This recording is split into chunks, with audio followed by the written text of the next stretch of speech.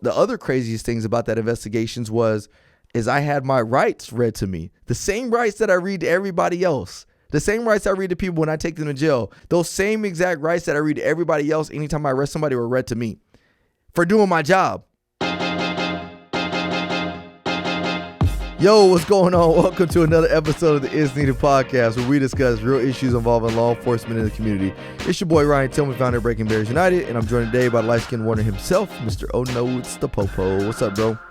I'm good, brother. I just, I noticed you've been having some random anger issues popping up. Is everything all right? And I also know you just kind of getting big, so I'm just making sure everything is all right. No anger here, bro. When it's natural, it's not anger, bro. When it's natural, it's not anger. He's not a professional athlete. He can do whatever he wants. Hey, thank you. Yeah, we know that. We know he's not a professional. First of all, whatever.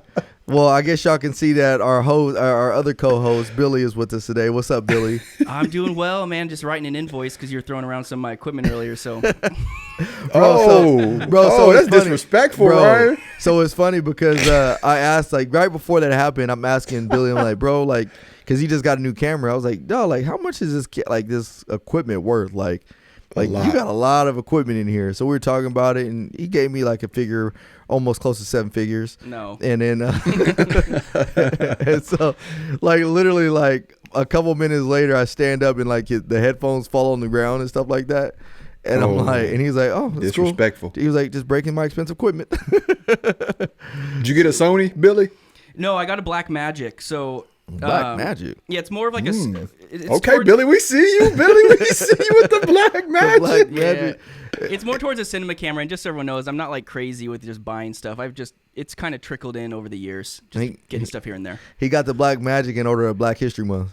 Well, that's what I was about to say. That's right. Yeah, we out of February, but we appreciate it, Billy. We see you. 28 days, baby. There you go. Oh, man. Anyways, man, what's going on, fellas?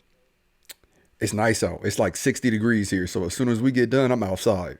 I'm going to just find something to do outside. I don't know what. I'm going to just find something to do, though. Let me see what the temp is out here. The temp currently Ain't nobody ask you how hot it is in Cali. We know it's warm, all right? When anyone ever wants to know the weather on Mondays, they can just download our podcast because I think it always comes up. It always does. It's 55 degrees here right now, so it's actually colder here than it is out there. Yeah. But that's because it's 9 a.m. though. It's 12 o'clock. Oh, there. That's true. Yeah, that's true. I forgot about that. Yeah, but the high today is 61.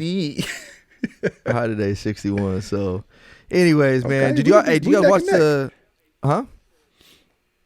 So we neck and neck with the temperature. Oh yeah, today we are. You watched the NBA All-Star game or anything like that? I didn't. I watched some clips though. I watched I watched LeBron and Steph do their thing. I watched Dame and Steph shooting them half court shots. I was watching. Steph Curry's shot is ridiculous. So me and my father-in-law were having a discussion about we always refer to certain figures as the GOAT, and the conversation came up can people refer to Brady as being the GOAT for football, but can you really refer to Brady as being the GOAT in football, or is he a GOAT in football as opposed to basketball? Can you have a single GOAT in basketball? And I said, I think you can have one single GOAT in football, but you can't have a single GOAT in football. Did I say football? You could be a GOAT. You can have a single GOAT in basketball, but you can't have a single GOAT in football. And the reason I say that is because in basketball, you can have a trash team, but still lead your team to victory because you're so good. Like LeBron James was an example of that in Cleveland when his whole team was trash. We're talking about Cleveland. But he was the greatest. He was the greatest on that team. So in hindsight, they end up winning a championship because of him, essentially. But in football, Brady is one of the best quarterbacks to play, but if Brady don't have a line to block for him, if you don't have receivers to catch the ball, then Brady ain't Brady. Whereas in football... Now, I don't know if that's 100% true, just because what did Brady do this year? I agree. But he still had a decent line. He still had decent receivers. My man had Gronkowski. So don't get me wrong. I think Brady is the greatest of all time at quarterback, but I don't think you can have a single greatest of all time football player just because there's so many different positions on the field and you all need one another to have success. Whereas in basketball, one player could take over a game. Right. We've seen that done. So what do you think about that? I don't think you could be a gate. I don't think you could be a GOAT until you walk away from the game. I don't think you reach GOAT status until you exit. And then that's when you get put in that. I mean, there are people in the conversation, right? So like LeBron, of course, right? Like LeBron's in that conversation, but I just can't think of anybody that I would look at like that's the GOAT right now. The thing I said about LeBron, because we talked about LeBron being the GOAT in basketball, and I like LeBron, but the reason I said, because my father-in-law was saying, well, if statistically, you can say that, Jabbar would be considered a GOAT. Yep. But here's the thing that I told him. I said, but the thing is like you just can't consider statistics as part of you being the GOAT. Like one of the reasons why I say Jordan will forever be the GOAT is because Jordan brought everybody else's ability up. Jabbar wasn't playing against the competition level that Jordan then played against. Mm-hmm. Like Jordan and them, they played against ridiculous like talent. Mm-hmm. LeBron, one could argue LeBron plays against better talent than Jordan them ever did, just because we're living in a different age, so bigger, stronger, faster, and all that stuff. However, the mentality now is different than when Jordan played. Now everybody on the court is friends, and I hate it. Like everybody's cool with each other, everybody kicks it with each other. Yeah, they hated each other, like legit. But back when hated Jordan each other played, back like in the day. they legitimately hated people. Like you stuck on your team, bro. Fighting. If you was drafted by the Magic, you stayed on the Magic, bro. If you was, they give you lemons, you make lemonade with whatever you got, and that's what I appreciated about the game back then. That part is different now. Yeah, and I guess that's kind of true because I think like Billy is the GOAT of Crocs, and he's still wearing Crocs. So, I guess Crocs that kind of makes sense. For wearing around the house, taking out the trash, incredible. And that's why his son cried so much when they put flip flops on him. I know he was like, no, this is too much. This is too close to Crocs. This is too close to Crocs. And my son has Crocs and he likes them. Right? And he likes them. Oh man.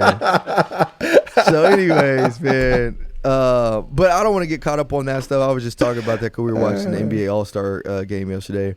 But what I do want to talk about, this is a very, and it's funny because AJ doesn't even know the topic of today's podcast. So we're just going to have like a legitimately like natural conversation because he don't even know what we're about to talk about. But today is very police topic specific. Sometimes we talk about social issues. Sometimes we talk about things, policies and things, but we don't really talk about too many police topic specific topics in some of our recent episodes. But the reason I want to bring up this topic today is because it's very close to me, and it's close to AJ in many ways. And I see AJ is like just bracing himself, like, what am I about to say? But the reason it's so important to me for today is because one of the current events that's going on in my life is that I was just deemed like my officer involved shooting is good. We're capiche. I got my paperwork signed off. Everything was reasonable and stuff like that. And so most of you guys don't know that I was involved in an officer involved shooting last year, literally almost a year to the date last week. And I was, man, has it been a year? Yeah, it's been a year. It was in March. Wow, that's crazy. And I would tell people around the time I said I was involved in a critical incident and things like that.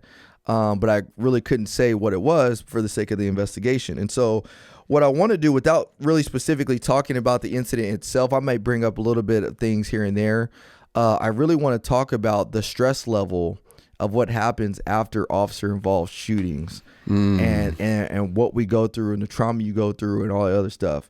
Because that was an experience that will forever change my life. And so AJ, you've been in one or two officer involved shootings? One where two people were hit.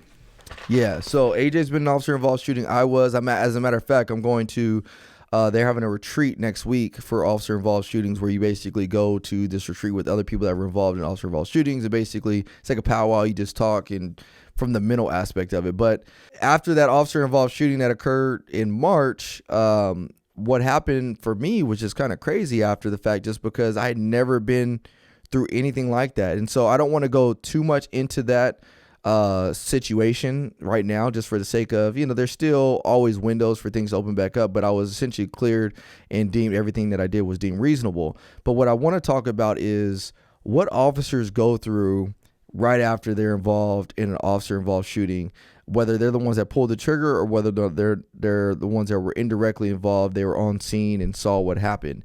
And so for me, what was crazy is the moment I pulled the trigger, You know, everything like it's so it's funny. They always talk about how you refer back to your training. Like, I'm just thinking in my mind, like, case law this, case law that, this is what's going on, this is severity of the crime, actively fleeing and resisting, all this stuff led into my decision making of the whole event. And you know, I made the decision to end it try to end it because it was you know, I felt like the public was in immediate danger. So long story short, I did what I did. The guy survived. So for those of you guys who need to know, he did survive the incident.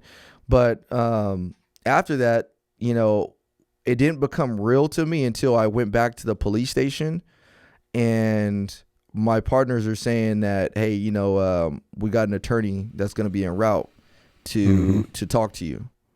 And that was one of the most craziest experiences in my life, just because I'm thinking, like, an attorney, like, even though I know this thing, even like, you know, we always talk about things. We've talked about officer involved shootings before and how they're not just as capiche as everybody thinks they are. But when you're in those shoes, like, man, like, it really is kind of nerve wracking because you're like, man, I got to sit down with an attorney. And so sure enough, like, they called the attorney. I sat in a room for about an hour and a half, 2 hours before I talked to her. And the whole time you're second guessing, thinking like, did I not do the right thing? Did I do the right thing? And I think, you know, the whole attorney talk is what got me thinking that way. And so yeah, when it got real for me was just more so the fact of like, hey, yeah, your attorney will be here. I'm sitting there just thinking, it's like, man, like, I did what I was supposed to do. Like, why I need an attorney? And so that was the start of a whole year investigation, bro, that, you know, they just deemed that everything that I did was okay. And recently I got to sign my document that said, hey, or they gave me a piece of paper that said, hey, the use of force I used was deemed to be reasonable. But throughout that whole time, you can't talk to anybody about it. You can't, you know, if it's going to go criminal, they could potentially try to pursue you criminally. They could try to pursue you civilly, all these different things, man. And so that's crazy. So tell me about your process, AJ, and if what I'm saying was similar to you. Yeah, so I'll go into detail with mine just because it's been so long ago. And another reason I'll disclose during my story. So I actually didn't even have a year on the street yet, and we're watching a drug house, or watching multiple drug houses, and we're just kind of driving by them to see what cars are out front, you know, what dope boys in what dope house, how we're gonna work it, if we're gonna work it, whatever. As I'm driving by one of the really active ones, it's actually like right after roll call. So like we sit down, our sergeant addresses us at the substation. I get my keys and I immediately go to pass his house.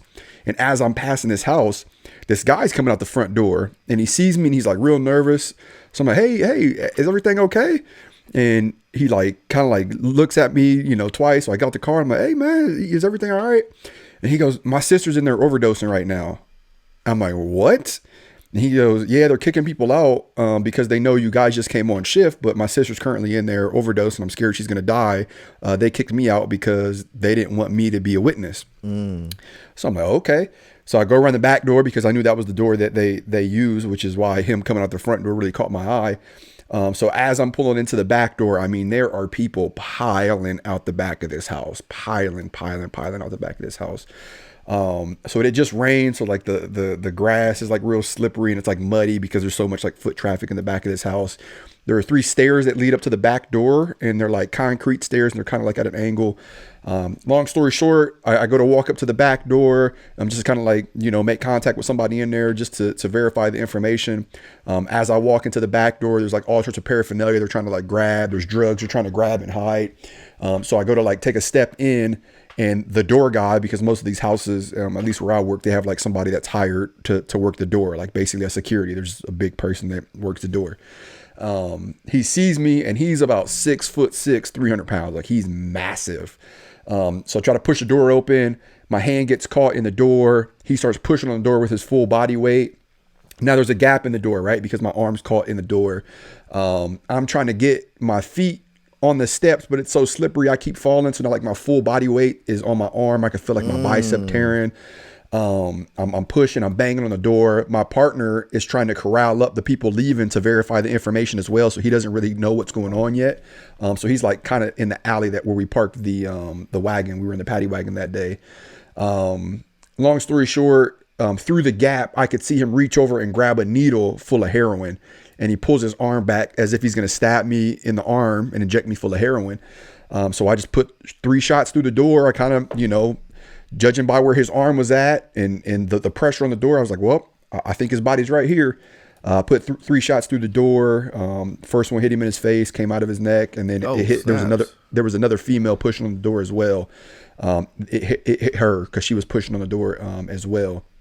So one bullet hit both of them. The other 2 went through and into the drywall. Door open. We went in there. Sure enough, there were people in there overdosing, massive amounts of narcotics, drugs, guns, you name it, paraphernalia everywhere.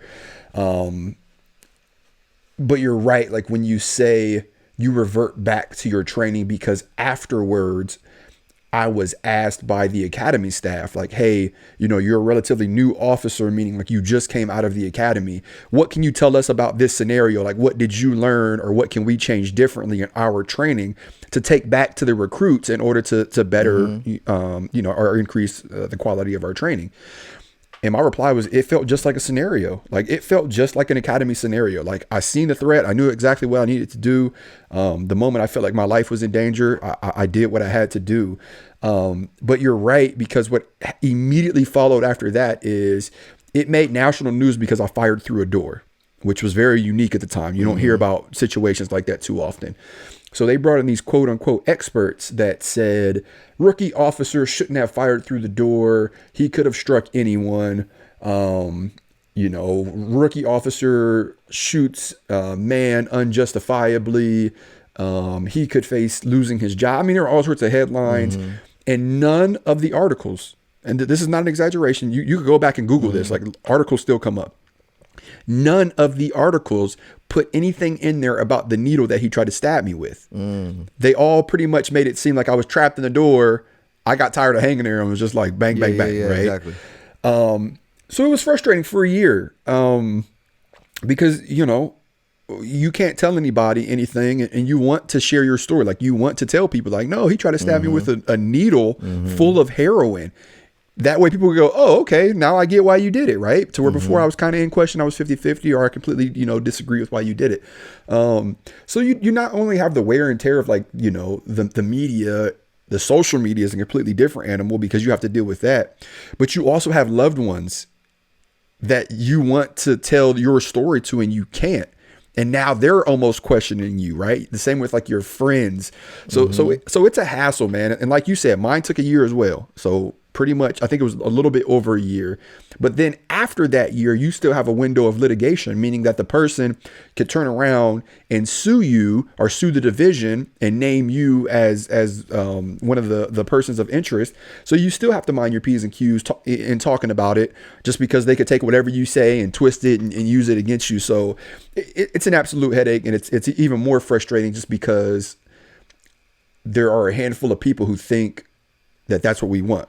Well, exactly, you know, and that's kind of what one of the things I want to touch on is like this whole idea of you can't tell your side of the story. Like my shooting was specifically, it was a mindset shooting, and this is what I mean by that. I mean, I think every shooting, no doubt about it, is a mindset shooting, but some are easier than others. Some are, dude had a gun, he pointed at me, I shot back, and I killed him. Yeah, it's a mindset, because your mindset was you're about to lose your life, but it was simple because, hey, they put a gun up and I'm in self-defense. But mine was a mindset because there was a lot of different other factors that went into this call that day that made me decide to utilize deadly force in order to stop the threat, prevent escape, and overcome the resistance. And specifically being so my general fear for the public. But you can't talk to people because, especially in my scenario, there were people that were there that were like, man, why did he shoot? But they didn't know, one, they didn't know what I knew at the time. Two, they didn't see what I saw at the time as far as some of the people that he was running towards. So there was other factors, but you can't go out there and explain yourself and express yourself and try to tell your side of the story. And that's what makes it so tough. Not only that is like, the whole fact of the criminal aspect of it is like, man, am I going to be criminally charged or prosecuted for this? One of the things that my attorney said, bro, and this shook me to the core, and it does to this day, was she said something to the effect of, another thing you got going for you in this scenario, Ryan, is that you happen to be a black officer and the guy you shot at was white. And bro, the reason that shook me to the core was because I'm thinking like, well, shoot, if I was a white cop and I was a black dude, black suspect, bro, it would have been completely, even though it's justified, completely certain set of circumstances. And the sad thing is why it shouldn't be like that. Yeah. Like it really, if we're gonna talk about fairness, like that's not fair. That's not fair, and it sucks. It's terrifying, actually. And, you know, I've talked to my coworkers about that, especially in today's society. Like, I think that's an officer's worst nightmares to be involved in a police officer involved shooting. Like it was before, but now I think it's just like magnified just because it's going to be under the microscope like never before. And instead of going through the necessary steps, you may have to go through the court of the common people on Facebook, right? Or the court of the common people on Instagram. And they might sway the judge. Bro, or they might think sway. about that. Like, it's already scary enough as it is to get an officer involved shooting. Yeah. But how much more scarier is it if you're a white police officer and you shoot and kill a black man? Yeah, yeah. And I'm just being transparent and 100 because 100%. Because if I'm not, like that's the reality of society that we live in nowadays. Is like the first thing you think about is like, shoot, okay, this person is that race, and then the next thing you're thinking about is, man, I hope I saw what I saw, or I hope he had, you know what I mean? Like, I hope he had a gun, because if he didn't have a gun, I mean, what is that like even after the fact? Yeah. Yeah. And even with body cameras, like I had a panel, I sat on a panel regarding body cameras before they were really implemented nationwide. And that was one of the fears that I put out there. Like, you know, body cameras they're going to justify a lot of what we do, which they have. I mean, they exonerate so many officers from complaints. They really show our justification and uses of force, including deadly force. But you're going to run into an incident, which we have, where a body camera doesn't show everything that led up to that incident, meaning the officer's prior knowledge. Maybe the audio didn't pick up what the officer heard. The angle of the camera didn't pick up what the officer seen because his peripheral, you know, he has peripheral vision. I mean, there's so much that goes into it that now we rely so heavily on like the body camera. Like, well, we need to review the body camera. And it's like, I'm down with that. Like, I'm down to review the body camera, but like at the same time, like we have to understand that there may be more to the story. Like the officer may have known something going into it, have prior training. You name it. I mean, there's so many other things that go into it. So mine is a good example of that.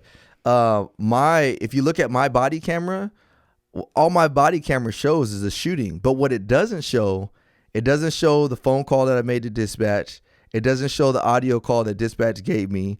It doesn't give me all the knowledge that I had. It doesn't play the radio, that the information that I had from my partners about, you know, some of the less lethal options we use.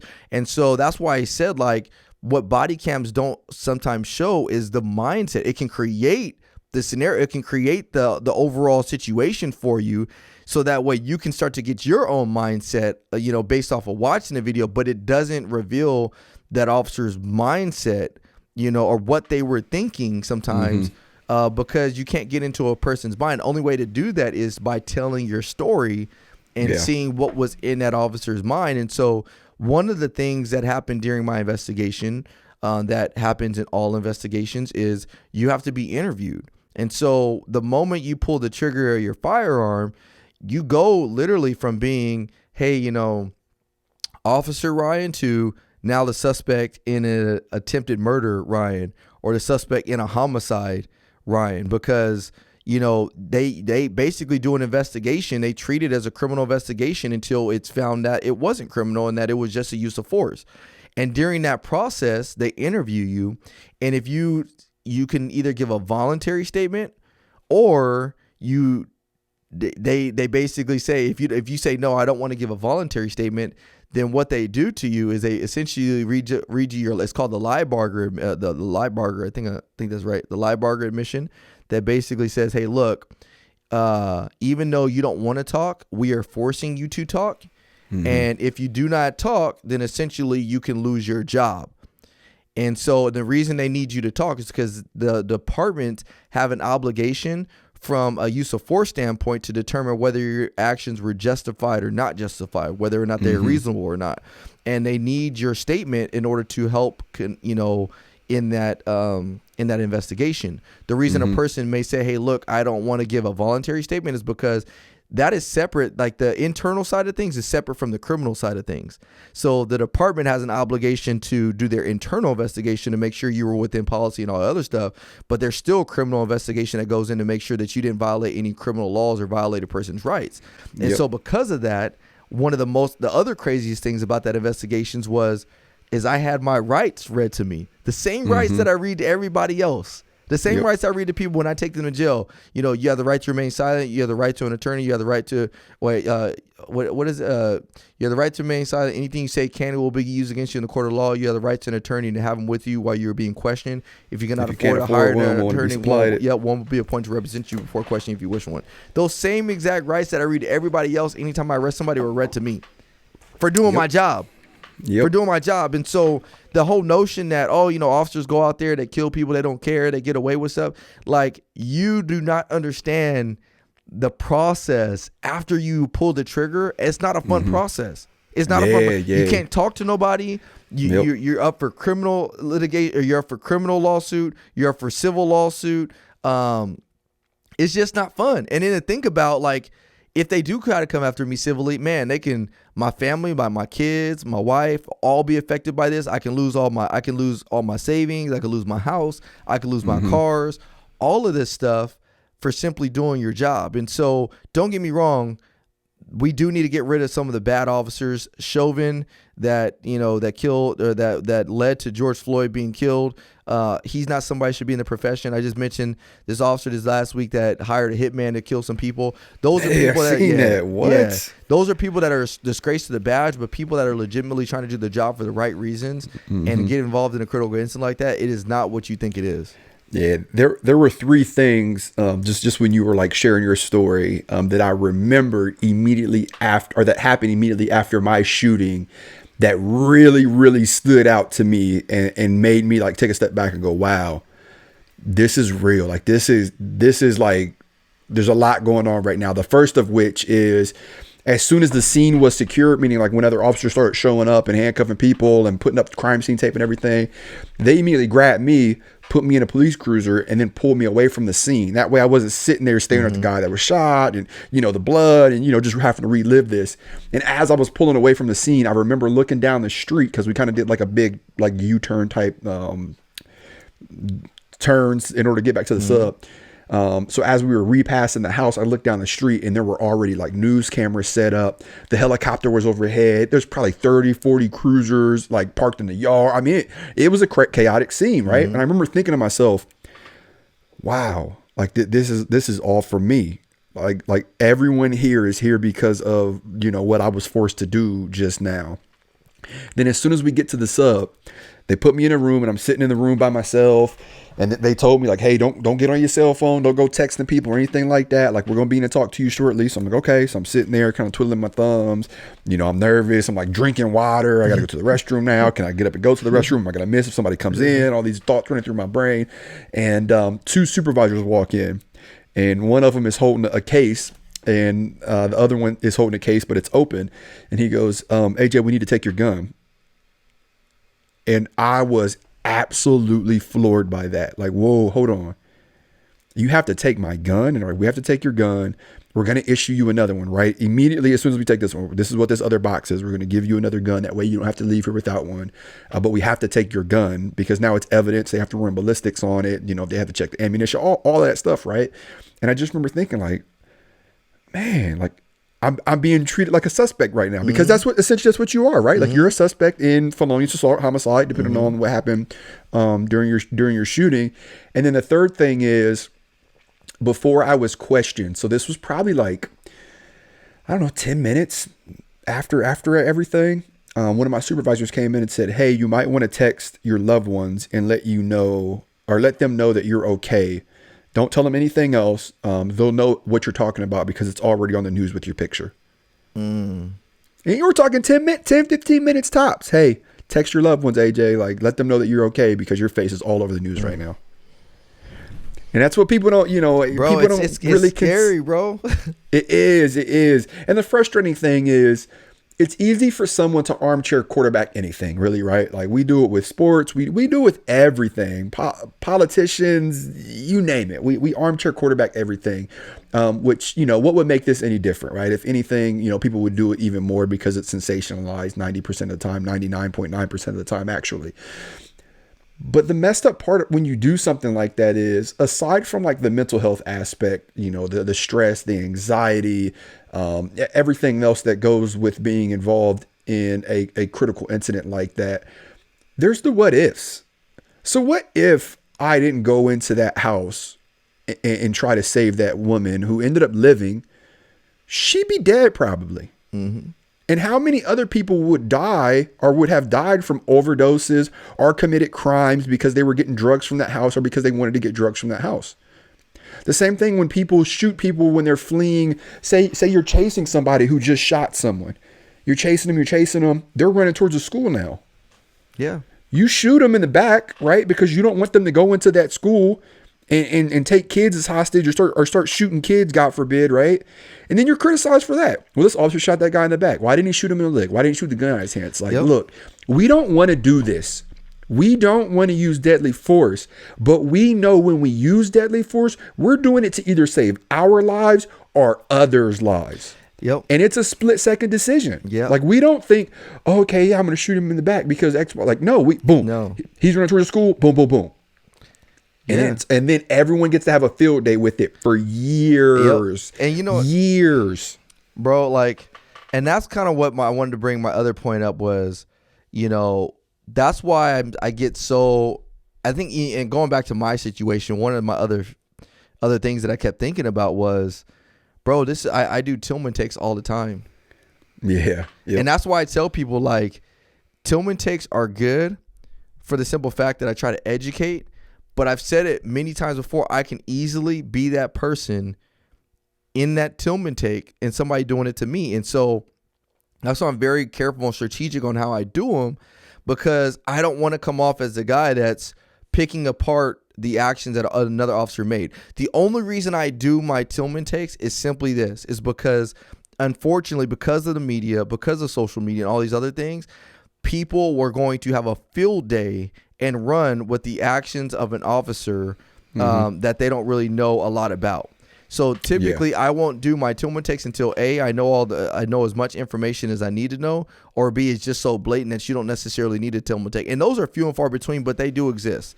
We've seen some, recently. George Floyd was one of those. There's a few situations that will occur that you don't really need any other information to know exactly why the situation occurred. But I don't do it I'm not doing it to Monday morning quarterback. I'm not doing it to throw the officer in the bus. Prime example of that is when AJ got into his punching thing, with that guy on that scene, is everybody was having a field day with it. And that's really one of the places where Tillman Takes started was, hey, let me give you guys a breakdown of why we can do what we do, how we do what we do. So that way, because unfortunately, the society we live in now is that we live in this microwave society, is that we got to have answers now. And that's not possible. My shooting was prime example of that. It's not possible to have the answers now because there's a lot of stuff that went into it. So if you criticize an officer, you throw him under the bus right now, but then you find out all the information later, then the damage has already been done. Look at Jacob Blake. It looked terrible shooting somebody in the back 7 times. But when you find out all the other information, it brings things full circle. And so that's why I always say, like, I try to be as careful as I can anytime I do a Tillman take, because I always have those people, well, how come you don't throw this officer in the bus? You see this, you see that, but it's not as easy as just watching that video and just picking it apart. It's not as easy as that, and sometimes people think it is. What's something else just popped out about mine when you said that about the 7 times in the back is during my interview, they asked me, they go, how many times did you pull the trigger? And I had no idea. I was like, wait, how many times did I pull the trigger? And I literally had to close my eyes, go back in time, and I didn't hear. I only heard one, right? Because Once you fire that gun without any ear protection on, you're pretty much deaf for a while. Like all you hear is a constant ringing, especially because the door that I shot into was a steel door. So luckily nothing like bounced back, which was a very high possibility. But the sound also like made it like it bounced off and came right back at me. So I had to close my eyes, go back in time and think about how many times I felt the shock wave of the gun going off. And I literally went boom. Okay. 1, boom, boom. And I went 3. And it was like, I was like almost asking them like 3, right? Like, tell me I'm right. And they just wrote it down. No emotion whatsoever. Like, you shot 3 times. I'm like, well, can you tell me? Like, like now I'm kind of like second guessing myself. So the entire process is nerve-wracking. They did the same thing for me. Is how many times did you shoot? And honestly, honest to God, so going back to Jacob Blake, I had a friend of mine tell me that, man, 7 times seemed a little bit to be excessive. Prior to my officer-involved shooting, I would have probably be like, oh, yeah, it could be a little excessive. But, bro, now going through my officer-involved shooting, I learned something from that. Like, when they initially asked me how many times I fired, I told them I was like 4. And I was like, out of doubt, 4. Because in my mind, I was replaying it, boom, boom, boom, boom. And then it wasn't, I found out it was 6. After, from watching the video and things like that, I'm thinking like, oh, shoot. Like, but it happened so quickly. Like, so quick. Like, you can't even process how quickly it happens. And it wasn't like, I don't remember, like when that actually happened, when my OIS happened, it wasn't like I was like 1, 2, 3, 4, 5. Right. It's just boom, boom, boom, boom, boom. Like, you don't know, but when your body is under a certain level of stress, there's certain things you can't account for. And so the whole point of this podcast I wanted to make is I wanted you guys to understand, if you're an officer listening to this and you've never been in OIS before, prepare yourself for that day if it occurs, because there's a lot of things that are going to happen to you emotionally, physically. You're going to have an adrenaline dump.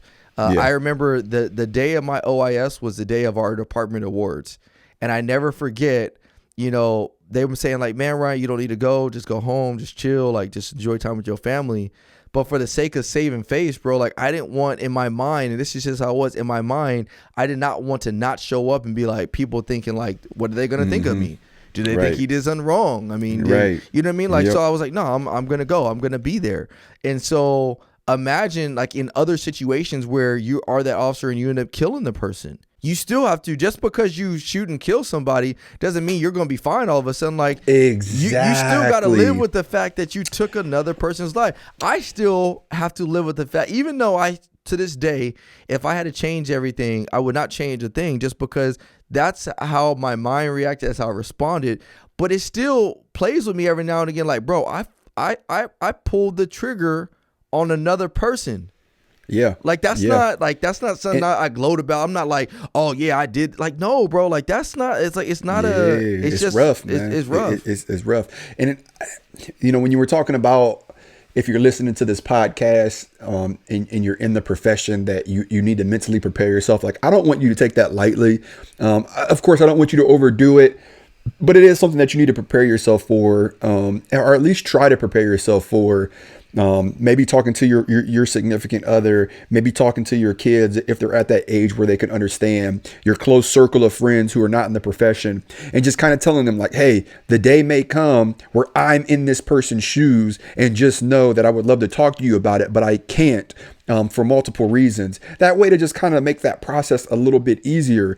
But there is something else I want to touch on that I love, your department is doing. You said your department's sending you to a retreat? Yeah. So I actually just spoke at a similar retreat, not specifically for officers who are involved in law enforcement or police officer involved shootings, but for officers who have just experienced like traumatic events.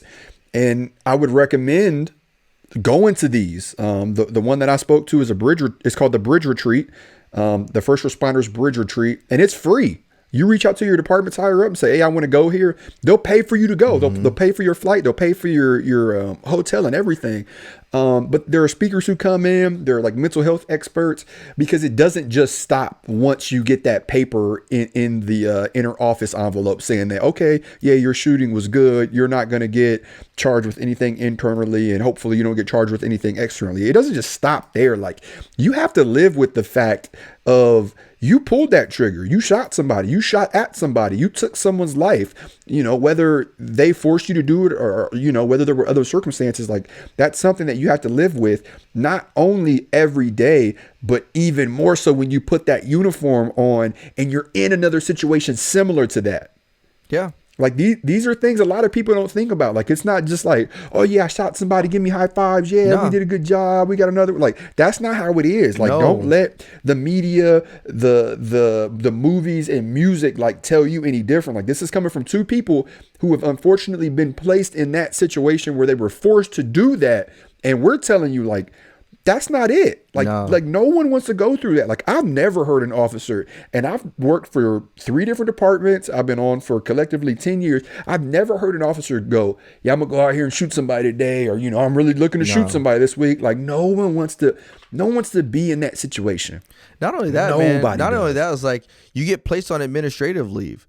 And so, like, people like talk about, you're off. It's like, no, like, when you're off, like, it ain't fun. Like, I'm not at home like, oh yeah, like, let's go out today. Right now. Let's barbecue, like, and act like nothing happened. It's like, why am I off? Why am I off? You know what I mean? And so, and then people have the questions. Well, why does that officer get to go back to work? Well, because you gotta realize it's not always as easy as it seems. Like, it's a long investigation. And so obviously, if an officer, I will say police departments are very good initially saying, like, if something they believe is like, hey, this is completely out of policy, this is wrong, we know it, they're pretty good about getting ahead of the 8-ball and saying, yeah, we're not going to allow this person to go back to work initially or whatever. But for the most part, that person that did their job for the rightful reasons and the scope of their duty, it's an investigation, it's criminal, it's civil, but they do let them go back because the investigation still has to go on. And so I always just tell people now, especially now looking back at it, man, officer involved shootings are a lot deeper than what people think they are. I mean, I already knew they were deep before I had gotten into mine. I knew they were deep, but having gone through one now, man, it is an emotional roller coaster. And for some officers, it's way worse. It's way worse. I truly believe that there are officers that have killed somebody that their sole intention was not to go there and kill this person, and it may be, let's say, a bad shoot, but their intentions were not to murder this person. And sometimes we villainize people because we say, hey, look, this officer should have never did that, he should have never did this, blah blah blah blah blah blah blah. And the officer's intent was legitimately to probably either protect themselves or somebody else, or what they thought was perceived was a threat, and it may have ended bad. And what I'm getting at is the officers that shoot somebody that had a cell phone, or the officers that shoot somebody that had a BB gun, like, their intent was legitimately because they felt that person was a pure danger to somebody else, a threat, and they kill a person, and we villainize them. Do you think that person's not already, like, feeling bad themselves or feeling some type of way themselves? And so those are also things to consider, man. It's just it is a deep layered issue that people don't think give too much credit to. Billy, I'm interested to hear your perspective and or any questions you will have, like, from the civilian aspect of things. Well, I think it's good on one hand, like, that the fact that you guys go through kind of a tough process, it keeps accountability high. But then on the other hand, it is scary for people doing the right thing. But I think if you're using firearms in your profession, I almost think it's a good thing that the pressure is on. Yeah. And you brought up a good point. I don't want people to think that I'm complaining about the process. The process is good, and I wouldn't really. I wouldn't change the process. So I'm glad you brought that point up, because I don't want people to think I'm complaining like, oh, this is a dumb process. No, like, it's a good process, and that process is in place for a reason. It's for checks and balances. It's a reason why they don't want to talk to anybody. There's a reason why they ask us how many times we shot. There's a reason why, they separate us and take your gun and all that. It's checks and balances, but these are checks and balances that people don't realize exist. I think what the general public thinks exists is that police officers, they shoot somebody, they go home that night, they sleep well, and they return to work the next day and just keep doing whatever they were doing. And that is not the process. Unfortunately, Hollywood has created this mindset that officers can go out there, shoot 5 people, go back for coffee, have a lunch break, and then go back out there and do it again. That is completely far from the process. And that doesn't even include the extended, indirect stress that your family receives from the incident. The phone call that I had to make to my wife and let her know, hey, everything is okay. I'll tell you more about it later. The fact of, how do I share with my child like that, daddy shot at somebody? Do you tell your child? Like, these are things that nobody considers. And so it's not always that made for TV mentality that we're used to thinking exists in our profession. And the part, probably the most stressful part, tell me if I'm wrong, but like,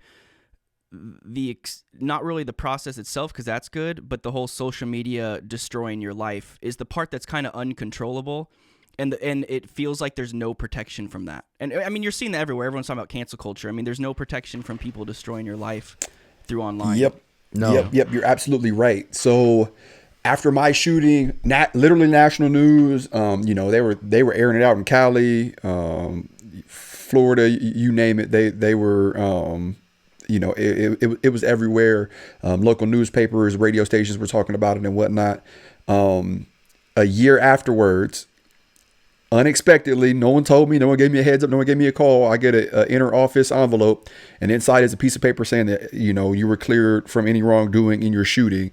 And the only news outlet that put something out was a local newspaper, and it was like 6 pages in, and it was only like a short blip saying that Officer Johnson was cleared from the shooting. He did no wrongdoing. So you're absolutely right. Like, and then that's another like aspect of it is once you're clear, you don't get that same attention. Like you don't get the same news outlets and radio stations and newspapers reaching out to you saying, hey, first off, we're sorry for not putting everything out there intentionally. I'm not going to say all the time, but sometimes intentionally for not putting it out there.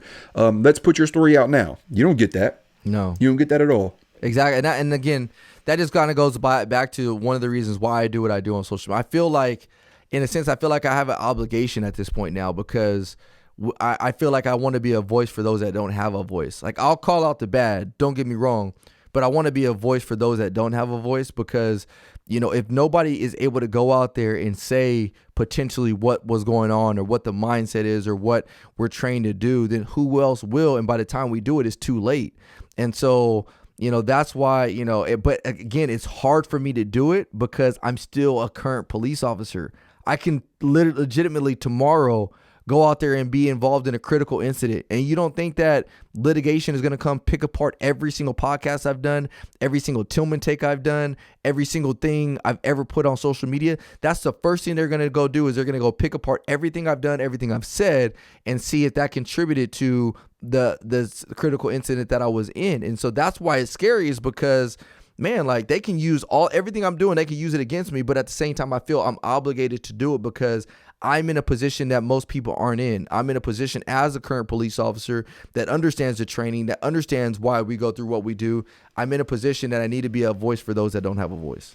Yeah. I would go ahead. Go ahead, Billy. Well, I would like to think, like, why does it take a year or two to figure out, okay, this was okay? Like, I know you need to, like, cross your T's, dot your I's, make sure everything's on the up and up, but I almost feel like there should be an urgency from the department to protect you guys. Like, hey, let's make this high priority, figure out what happened, so they're not continuing to destroy their life for 2 years, and by the time they get figured out, nobody cares anymore. Yeah, I get that, and AJ, you can add on to it in a second, but but at the same time, it's like anything else. Like, there's homicide investigations. Remove the officer involved shooting. Yeah. But let's just take a homicide investigation. Those take years to go through simply because of other evidence gathering. You got to do a whole bunch of interviews. You got to process forensics. There's so much that goes into it, and that's not something you want to rush. And unfortunately, people have been put behind falsely because things were rushed. unfortunately, some people have gotten off when they shouldn't have got off because things were rushed. And so it's just one of those problems that there's really no easy way to fix it, because that's just considering we're talking about one investigation. Imagine how many other officer involved shootings might occur at the time, after that fact, or how many other crazy situations that your department has to investigation after the fact. And so it's just, without having the amount of people that you need to investigate it, it's just part of the process. Yeah. I think the only thing, first off, I'm glad Billy brought that up as well, because I do think that this is a very good process. Like I'm happy the process is what it is. It doesn't take away the fact that, it sucks to go through it. I don't think there's a way to make it not suck, right? Like it's just one of those things. We're just more so letting you know that way you're mentally prepared if you ever find yourself in that position. But I think the only thing that we as police officers or as a profession as a whole could do better is help control the narrative somewhat. Meaning, for my incident, no one ever put anything out about the needle. And I was begging them, like, can somebody please just hold a press conference and say, hey, by the way, this guy tried to stab Officer AJ with a needle full of heroin.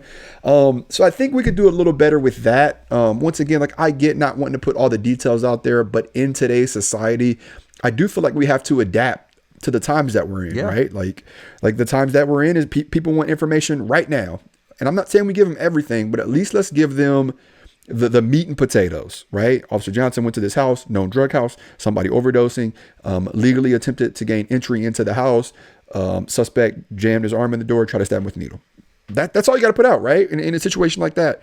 So I feel like that's one of the things that we could add to this process to kind of like relieve a lot of like stress and anxiety. But even with that said, I do think the process is a very good one that's in place. Well, then maybe there needs to be better process on keeping media accountable.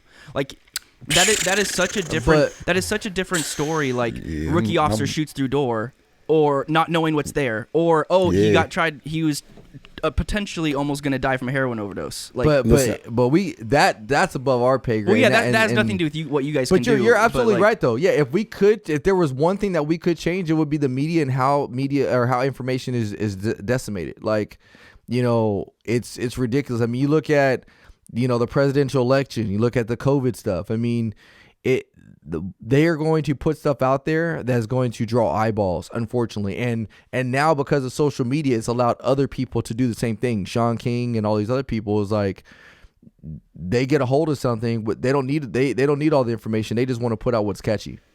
Go ahead, AJ. Yep. So I just Googled my shooting, and I'll read the two headlines the first two headlines that come up. Keith, this was years and years ago, right? The first one: experts say police shooting was risky but possibly justified. Who's the experts? Can we talk about that? Yeah. Who y'all bringing in as experts on this? The second one is: a man and a woman shot by a Columbus police officer through the door. Oh, this one's kind of cut off. I don't know if it'd come up because it's so old. But once again, like, you read these headlines and you're like, here goes another one. Don't get rid of Officer Johnson. And this is like a good one. They're just talking about like all the good I do in the community.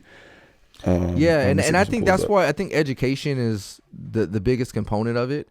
And, for example, like the Jacob Blake one, I think the way we can, like, if you go back and look at Jacob Blake when the dude shoots him 7 times, they knew that there was a weapon involved right off the get. So, put that information out there. Hey, officer shoots guy 7 times in the back. However, there was a weapon at the time. It's believed that there was a weapon involved, and blah, blah, blah, blah, blah, blah, blah.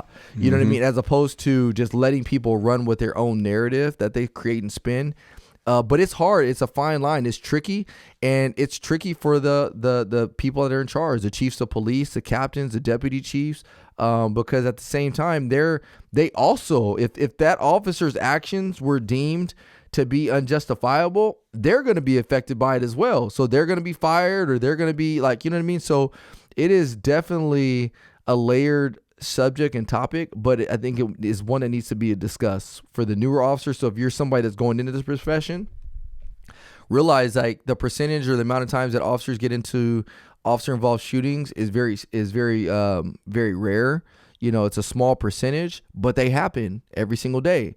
And so if you are in that situation, it's important to, one, put yourself in the situation before you're there, so that way you can respond, know your case law, know your training, but also know your rights as a police officer. It's called POBAR, which is your police officer's Bill of Rights. Know which, because that's something important for you to know once that attorney comes in, or once people are telling you to do this or telling you to do that, or not to say this or not to say that. Like that's all also important information as well. So.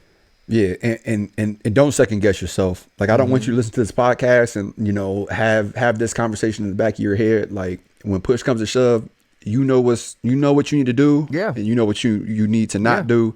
Don't second guess yourself. Don't hesitate. Go home. Yep. Go home at the end of the shift. I want you to go home safely, and I also want you to protect the people. So, with that said, prioritize that. But just keep in mind this conversation in case you find yourself in that situation.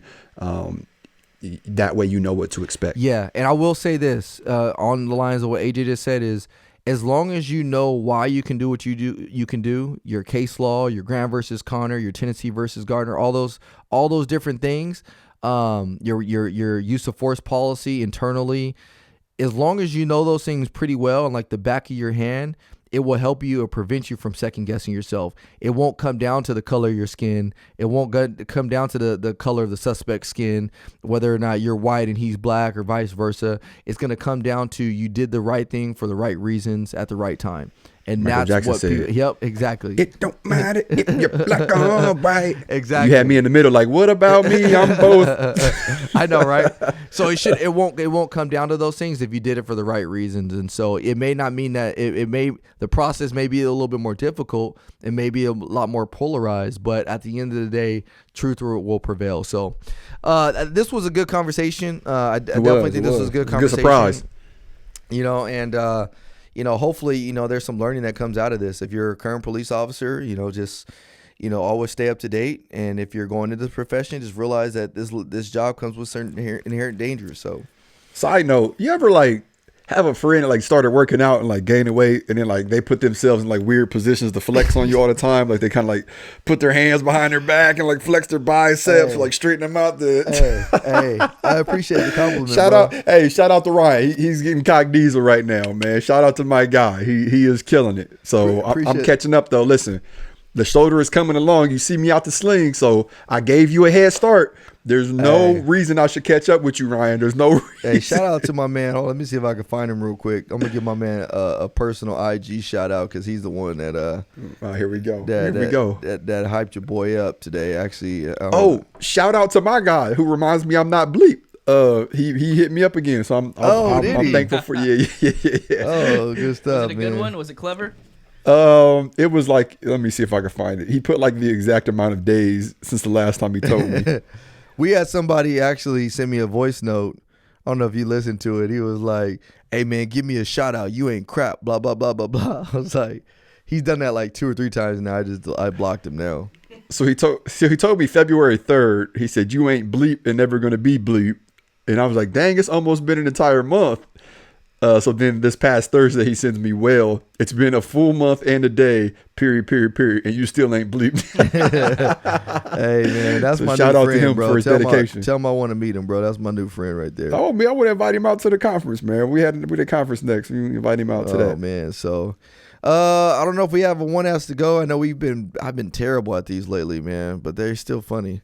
Billy, got anything? I had one Pixar movies. Do you guys like Pixar movies? Yeah, I do.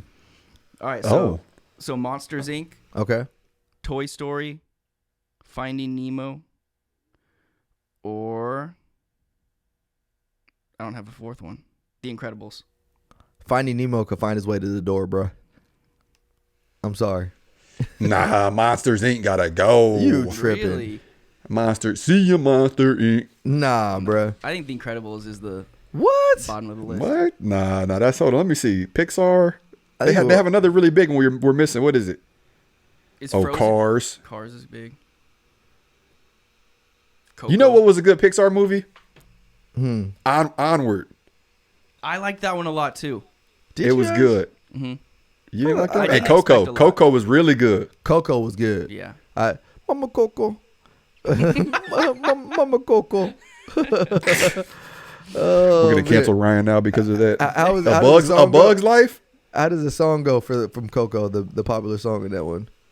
I don't know, but just real quick. Did you know that there would be no Pixar if it wasn't for Steve Jobs? No. I just heard that the other day. That's weird you bring that up. Yeah, buddy. Did you stop the recording?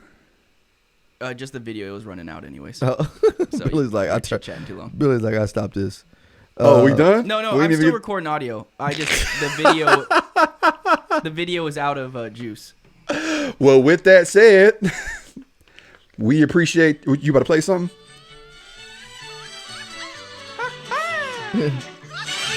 Remember me and AJ and Billy. Hey, y'all, we love y'all. We will see y'all next week. And as y'all go out, remember us. Remember me. I sing a secret song to you each night we are apart. Remember me.